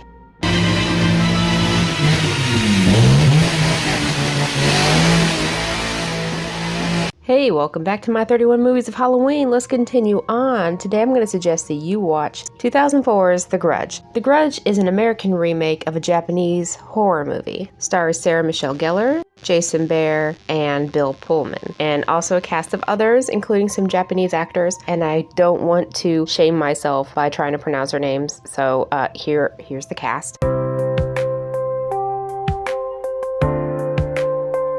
So The Grudge is explained in the beginning that the grudge is a curse. It is born when someone dies in extreme rage, and it stays where the person dies. Then those who encounter it will die, and the curse is reborn repeatedly in an endless horrific loop. I am trying my best not to give away too much, so I'm just going to give you the gist of it. Karen and Doug are an American couple, and they moved to Japan because it's been one of Doug's lifelong dreams. Matthew and Jennifer, they're an American couple. They moved to Japan for Matt's job. And then there's Susan, Matt's sister.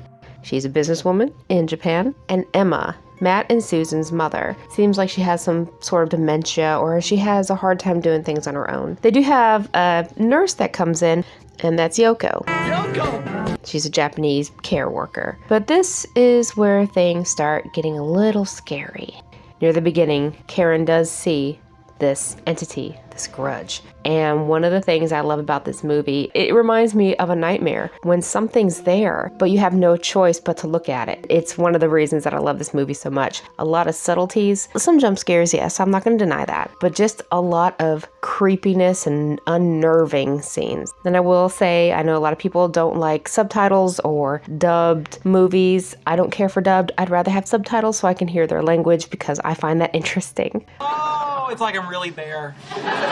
And I try to warn people when there is an animal in a horror movie because we all know something bad's going to happen. Why do they do that? And it does, but it's not real graphic. So again, actor cat, everything's good. But if that's going to bother you too much, just do what I do. Just skip it. Just skip it. Skip it in the movie. And as I said, Bill Pullman is in this. He plays Peter Kirk. He's a college professor working in Tokyo. All these characters, their paths cross or their storylines intersect at some moment in time throughout this movie. And so this is why I say watch it and have fun. Don't expect everything to be answered necessarily right away. This is one of those that I know people use a lot, but slow burn movies, somewhat, kinda. But it will make more sense the longer you watch it. What is the scariest scene to you? There are a lot of scary scenes to me. Alright, so thank you so much for watching. What did you think of The Grudge? If you have seen it, if you have not seen it, check it out, come back and tell me what you thought. So thank you so much for watching. I really appreciate it. Have a good day. Bye.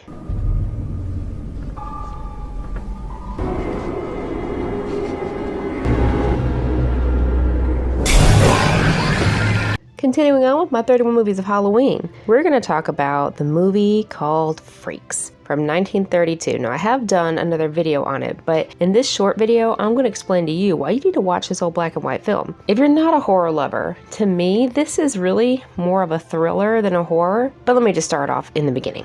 Freaks was directed by Todd Browning and stars a cast of actual freak show performers. Now, there's one thing I'm going to start off with. Don't expect people from the early 1930s to have the same values and mentality that we do today as a society. Back then, sometimes they had a better life being in a freak show than being stuck hidden away in the family's house where they're scared to bring them out in public, or being stuck in a mental institution.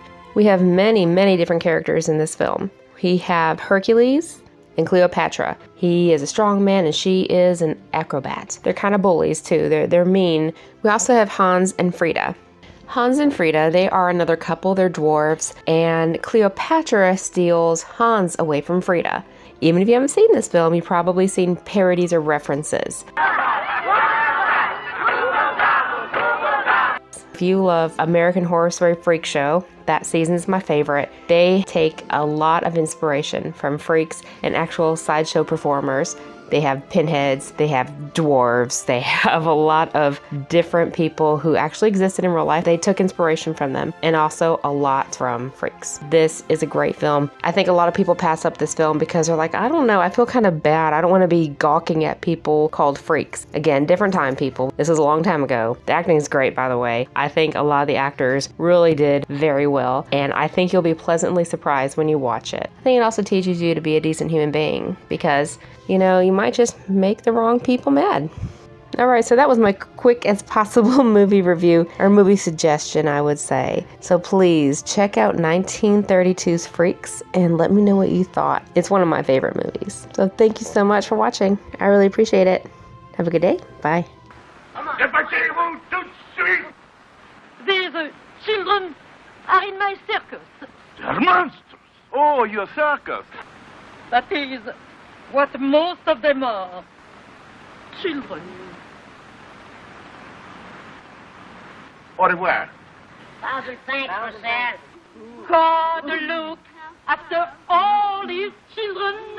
I'm back with another movie suggestion for my 31 movies of Halloween.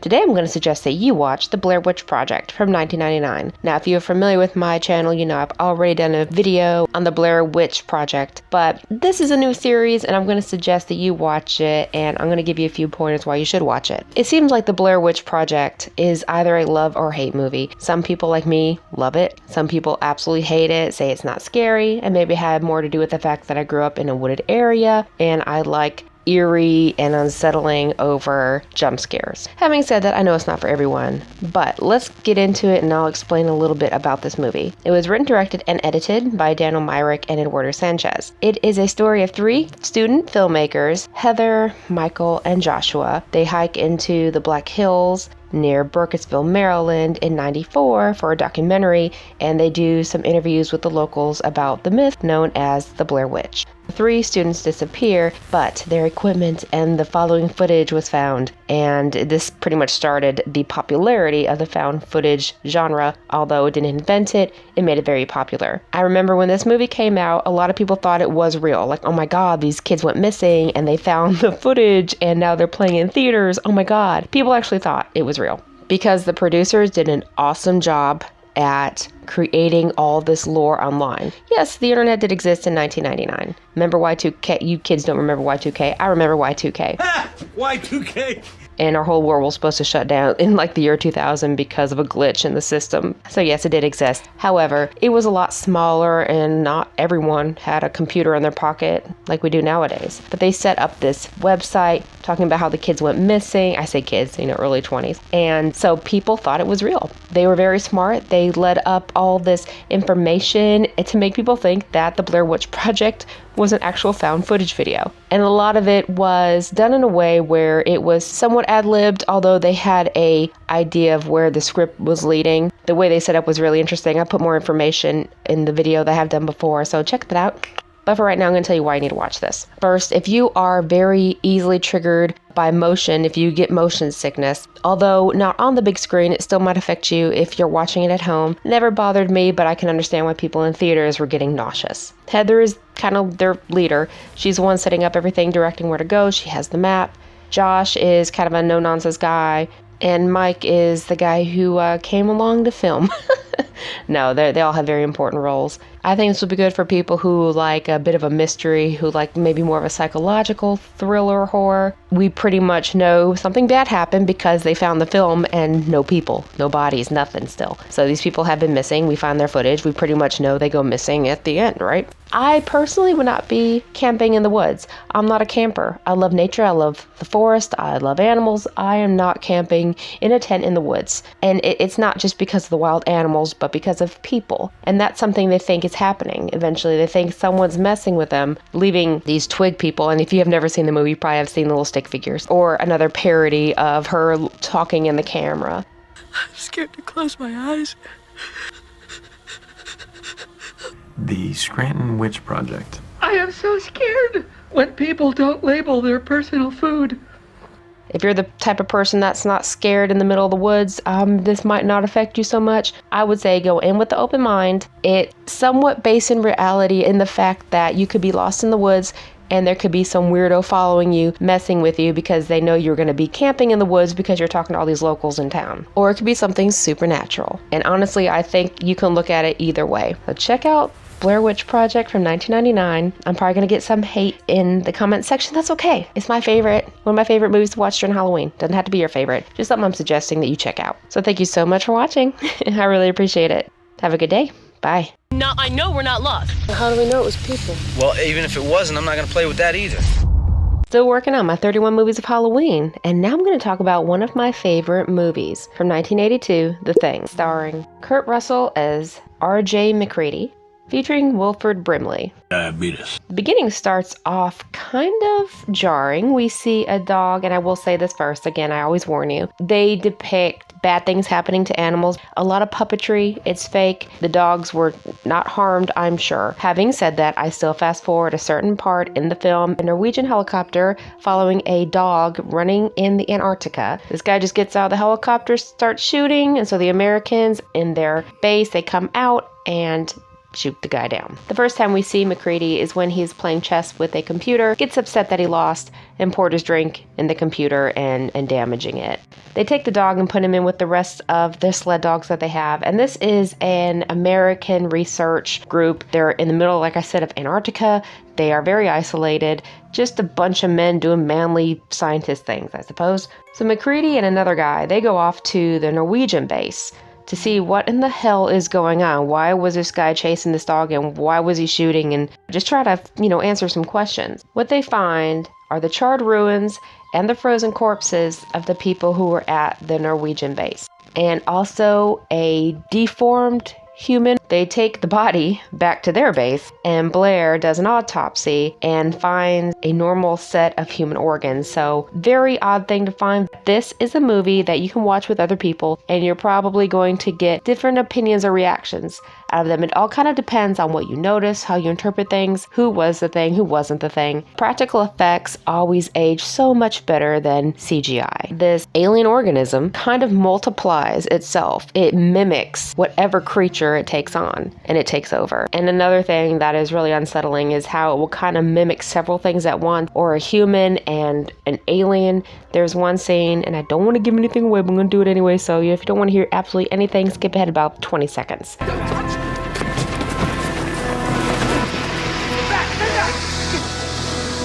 It isn't Benning!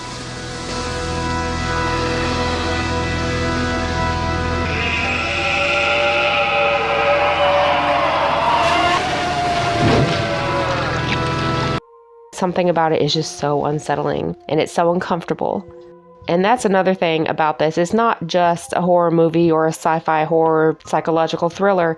You have a group of people isolated from any help or any civilization for a very long ways off, and they become very distrusting of one another. That you don't know who you can trust. If you can trust the person you've been friends with for a long time, you don't trust anybody. You only trust yourself. And when you have a group of several people, that's not really going to work out for everybody's benefit because we have to work together, but then again, we can't trust each other. It's that mass hysteria, a little bit of a paranoia, but they have a good reason to be scared because this alien organism is taking over people. I remember being younger and not disliking the movie, but I just thought it was so gross. Like the special effects, they looked so nasty and all this body horror. But I love watching body horror, weird horror movies, because I like to think how they did that if it was practical effects. I think it would make you question, what would I do in that situation? I think we all want to think we would be like McCready, just smart and level-headed. I think I would be like Blair.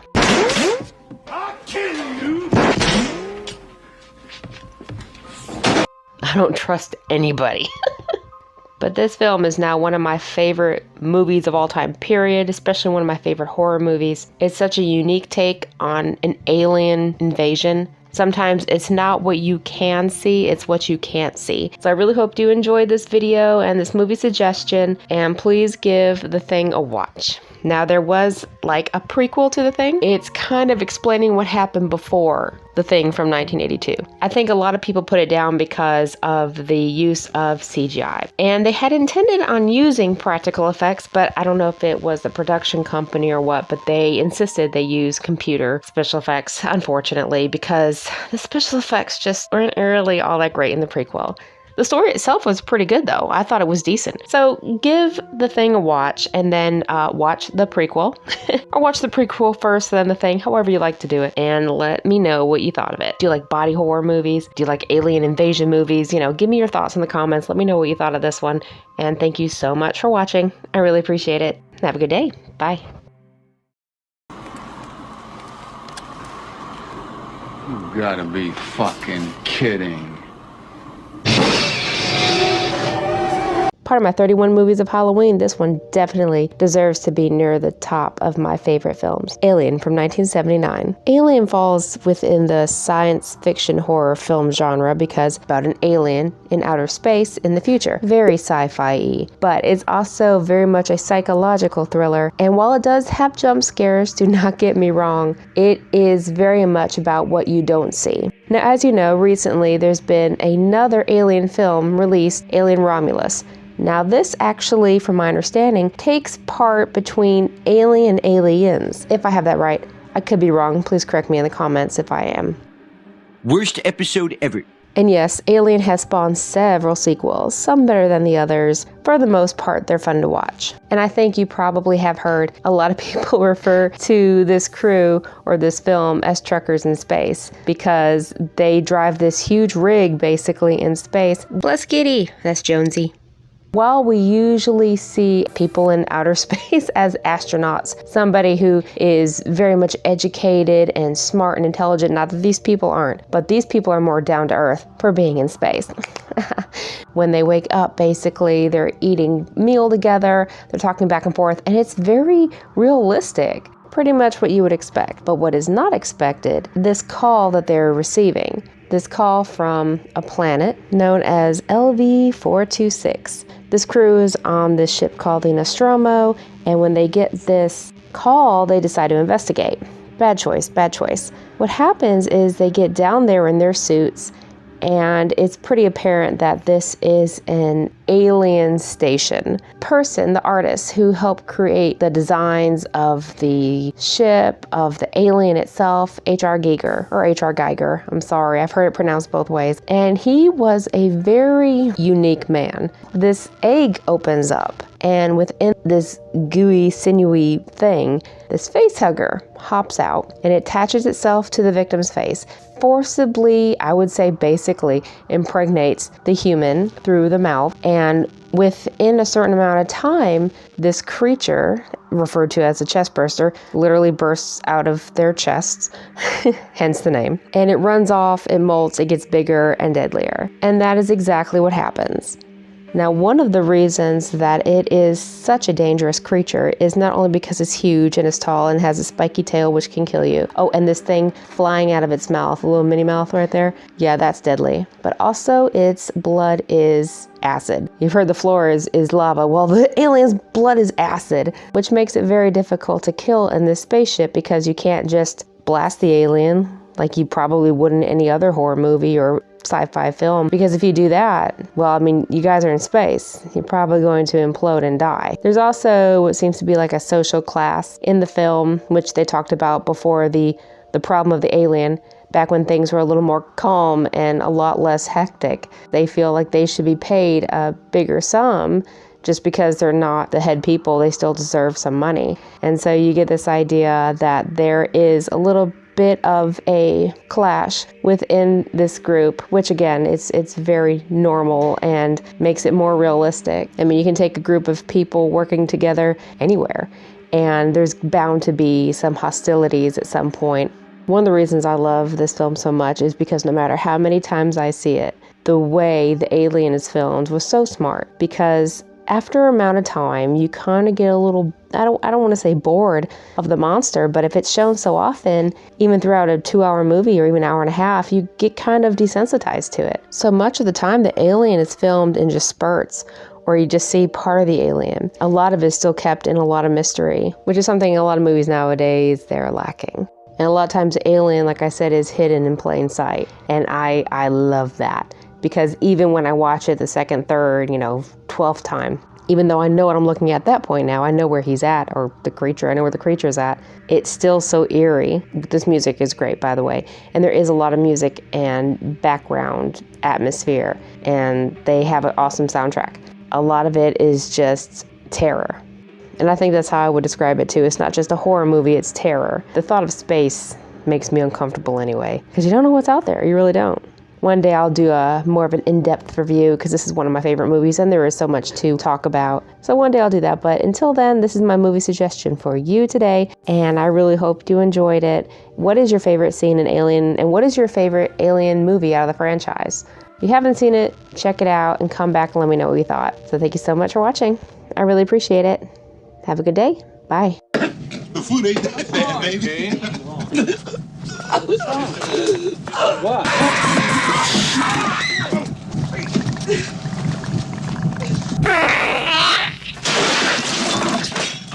Happy Halloween! This is my final video in my 31 movies of Halloween, and so my final suggestion to you is going to be my favorite movie, my favorite horror movie, The Exorcist from 1973. Now, I'm sure you all have heard of this film. Whether or not you liked it, you have got to admit that it made an impact. The movie starred Ellen Burstyn, Max von Sydow, Jason Miller, and a young Linda Blair as Regan McNeil. This is one of the best openings in film, period. Especially in a horror movie. And as I say, there are very few films that make me feel uncomfortable afterwards. After the movie's done, there's very few films that make me feel scared. But The Exorcist is definitely one of them. Because this is why now, as an adult, I will not play with the Ouija board. Okay, make fun of me, mock me, that's fine, that's cool. Because it's stupid, it's just a board game. However, all I can hear is Captain Howdy. Captain who? Captain Howdy. And no, I just don't know. I don't play with the devil and all that. Listen, you can call me crazy. I don't care. I'm not messing with it. Reagan's parents are divorced and Reagan's birthday is coming up. She's a young girl. And when you look into the film and the lore and the theories, it's very interesting. Definitely check that out when you get a chance. Well, one day, little Reagan starts acting weird, saying rude things to her party guests and coming out and peeing on the carpet like a puppy. It's a little more awkward when your daughter comes out and does it, Things get worse for the McNeil family. Reagan is misbehaving. If you have seen Terrifier 3, which I have seen a similarity between this and Terrifier 3, and the only difference is Victoria had a shard of mirror and Reagan had a crucifix. But going back to Reagan, one of the reasons this film really made an impact is because this is 1973. To have a child depict that happening is very uncomfortable for many people. Nowadays, it's Hollywood, right? But things progress worse and worse until one day, Chris is like, I gotta talk to this boxing priest over there. Him right there. I'm gonna talk to him because my daughter's possessed. I need some help. And of course, there's this whole thing that the Catholic Church has to go through in order to approve an exorcism. And so that's something else that's really terrifying. Like, how do you fight something so ancient and evil? It's pretty much tradition in my household to watch The Exorcist for Halloween. If you want that old school horror movie vibe, definitely watch The Exorcist from 1973. Good versus evil, plain and simple as that. And as I have said before, that this made an impact in movie making history, whether or not you like the film. One of my favorite things about it is it's very eerie and subtle in many scenes. And some scenes not so subtle. Some scenes are absolutely in your face, horrific. There's a big difference when you get older and you see these things in movies. It's like, ooh, why would you let your kid be in this? She turned out okay eventually. I think she had some hardships and some things to go through when she was younger, Linda Blair, but she turned out great. I like her. She does a lot of stuff for rescue animals and pit bulls and things like that. So I love her as a human being. This movie is forever in my top 3 of horror movies. And again, if I have to pick one, it's gonna be The Exorcist. One of the scariest scenes in any movie I've ever seen is that scene where Damien is dreaming. He's in this big city. His mother, his elderly mother, it looks like she's calling for him. She turns away. She's walking into the subway and he's running after her, calling for her, but she's not turning around. And that feels like an actual dream. You have that despair and that guilt and all those terrible feelings that you get from a nightmare. But the thing that really gives me nightmares, that damn Pazuzu face. That thing pops up out of nowhere. I hate it and love it at the same time. I hate it because it creeps me out, but I also love it because of the simplicity, because it was not expected and it was in your face. It's a jump scare, but the good kind. All right, people, so that is my movie suggestion for you. I think I've mentioned before, I love The Exorcist, and I'm sure it's been recommended on many a movie lists. And so I didn't bring anything new to the table other than my own love for it. Everybody loves it for their own reason. I love it because it's the first horror movie I remember watching as a kid, and I think it pretty much harbors all the feelings that you want to get from a horror movie. So thank you and happy Halloween. Thanks so much for watching. I really appreciate it. Go watch The Exorcist and get scared.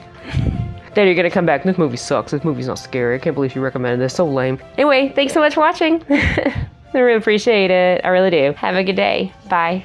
The blood of the new and everlasting covenant, the mystery of faith. What an excellent day for an exorcism.